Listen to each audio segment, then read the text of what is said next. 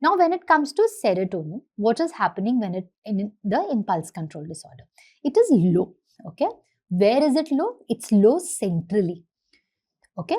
What is it causing? It is causing impaired inhibition and aggression. Right.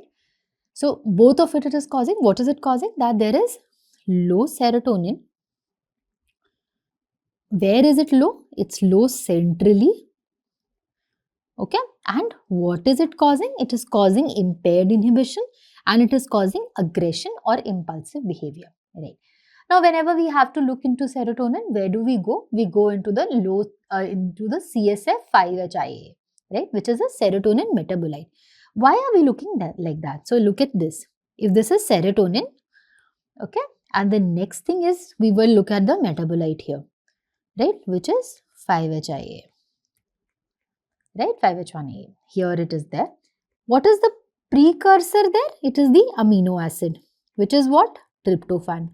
So, anywhere where you know that a serotonergic theory is coming up, these are the two methods that they will be testing in, right? In the same way, impulse control disorder also the same thing that they do. They check for the serotonin levels ka metabolite, right? In where do they check? They check in CSF. What do they find? They find it low. Okay. They also find it that whenever it is low, it is correlating with impulsive aggression. Okay, so this is this part. What is this part that they are looking at? They are also looking at the amino acid depletion. They can't actually go ahead and do it, check for it. So what do? They do an experimental tryptophan depletion, which then ends up leading to aggression in animal studies. Right?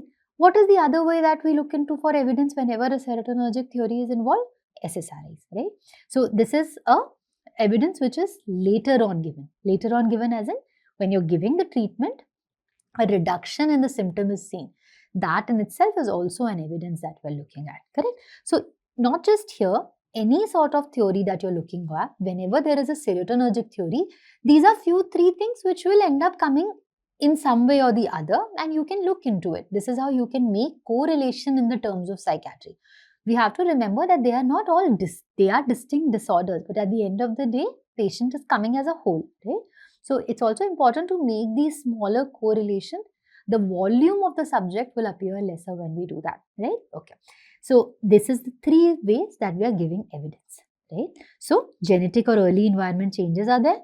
Serotonergic disruption is there, which is leading to what? Which is leading to decrease in the behavioral inhibition and increase in the impulsivity, right? So nothing there, nothing confusing there. Very simple serotonergic dysfunction theory in ICD, which is valid for all the ICDs that we talk about. So let's come to the next possible reason for the impulse control disorder, which is the prefrontal cortex dysfunction. Why is it important for us? Okay.